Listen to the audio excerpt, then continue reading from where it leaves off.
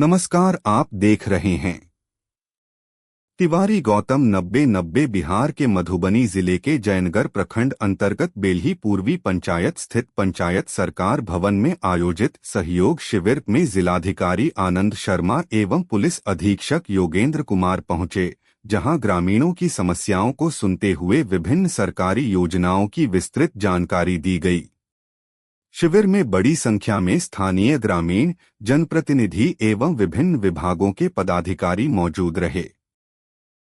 अलग अलग विभागों द्वारा सरकार की जनकल्याणकारी योजनाओं की जानकारी आम लोगों तक पहुंचाई जा रही है। जिलाधिकारी आनंद शर्मा ने कहा कि सरकार की योजनाओं का लाभ अंतिम व्यक्ति तक पहुंचाना प्रशासन की सर्वोच्च प्राथमिकता है। इस दौरान जिलाधिकारी ने स्वयं ग्रामीणों से सीधा संवाद कर योजनाओं के क्रियान्वयन एवं लाभ को लेकर फीडबैक लिया। वहीं पुलिस अधीक्षक योगेंद्र कुमार ने भी लोगों से कानून व्यवस्था एवं सुरक्षा संबंधी मुद्दों पर बातचीत की। शिविर का मुख्य उद्देश्य आम जनता को एक ही स्थान पर विभिन्न सरकारी योजनाओं की जानकारी एवं सुविधाएं उपलब्ध कराना है।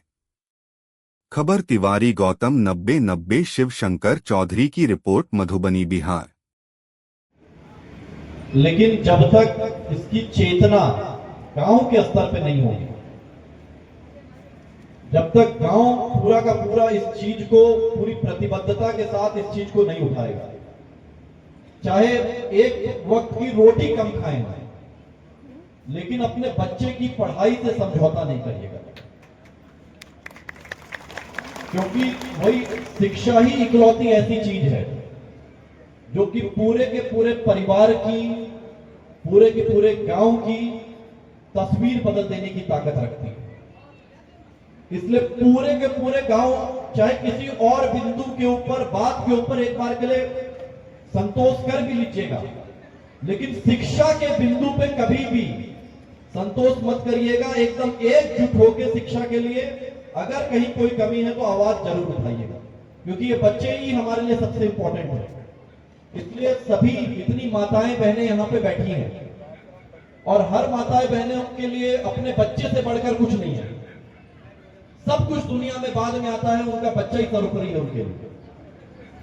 तो बच्चे हैं,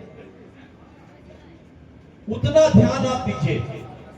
चाहे आप स्वयं नहीं भी पढ़े लिखे हैं, लेकिन बच्चा किताब जो भी स्कूल से पा रहा है उसको बोलिए कि मेरे सामने बैठ के पढ़ो 1 घंटा 2 घंटा। सिर्फ जो विद्यालय में पढ़ाई हो रही उस पर मत केंद्रित होइएगा। टीचर आपके विद्यालय में आ रहे हैं, शिक्षक आ रहे हैं, शिक्षक आ रहे हैं या नहीं आ रहे हैं?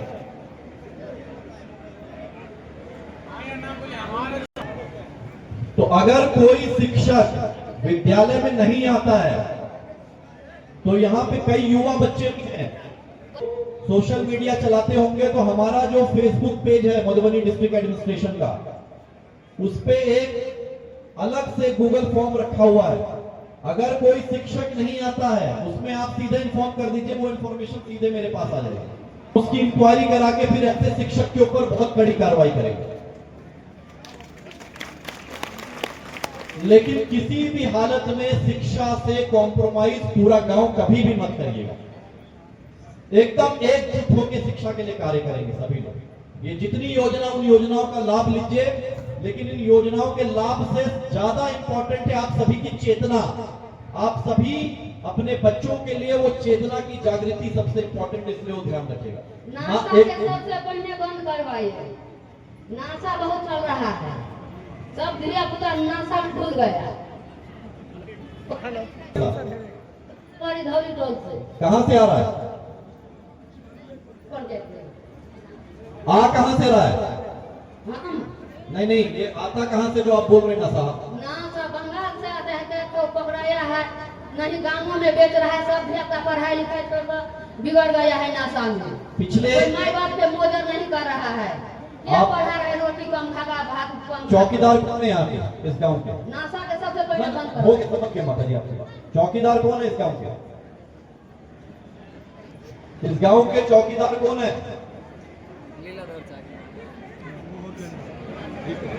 सही बात है। तो हमें सही बात है। चौकीदार को बुलवाइए। हम पुलिस लगातार सूखे नशे के ऊपर प्रशासन पुलिस लगातार मजबूती से काम कर रही है। पिछले एक महीने का सिर्फ हम आपको बात बता रहे हैं, बाकी छोड़ दीजिए उससे पीछे का। पिछले एक महीने में बॉर्डर क्षेत्र पे 7 करोड़ का गांजा पकड़े होंगे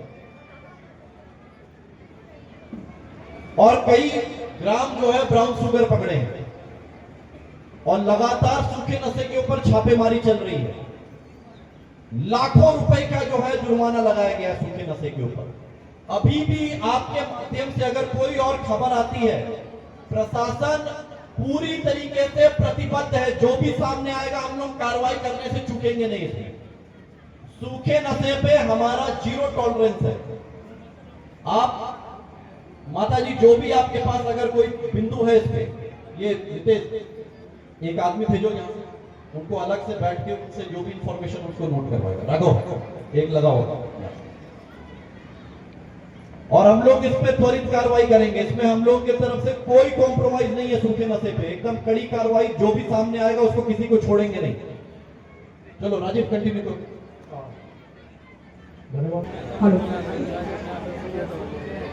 आज के इस सहयोग शिविर में उपस्थित हमारे आदरणीय जिला पदाधिकारी महोदय, एसपी सर, जिला स्तरीय सभी पदाधिकारीगण, जनप्रतिनिधिगण, इस सहयोग शिविर में उपस्थित सभी महिलाएं,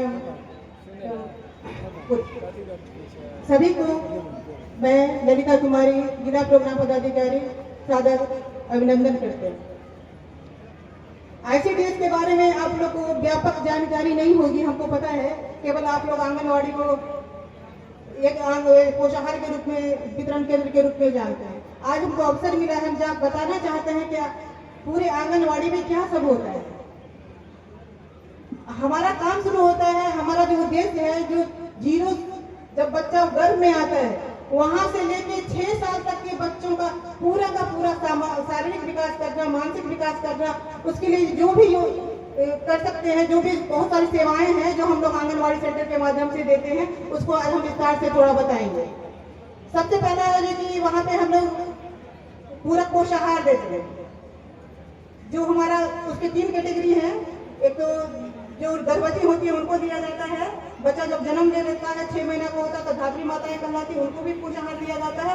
और 6 माह से 3 वर्ष तक के बच्चे होते हैं उनको भी THR दिया जाता है, यानी घर ले जाने के लिए राशन दिया जाता है। अब जो घर ले जाने के लिए राशन दिया जाता है उसकी प्रक्रिया बदल गई है। अब FRS के माध्यम से दिया जाता है। आधार को फिर से किया जाता है, पता मिलान किया जाता है, फिर वो होता है। पोषण ट्रैकर एक एप्लीकेशन है जिसमें आंगनवाड़ी से